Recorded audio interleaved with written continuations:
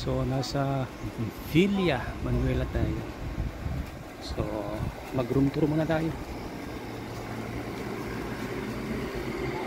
Yan. Ito yung kanilang kama, double deck.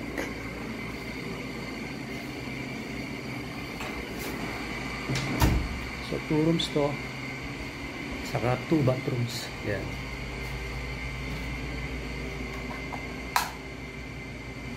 Meron silang hot shower. So close na natin. And then ito yung aming room. Yan. So may bathroom dyan. Okay. So yun lang ang aming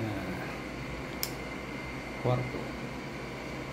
Ating room tour dito sa Villa.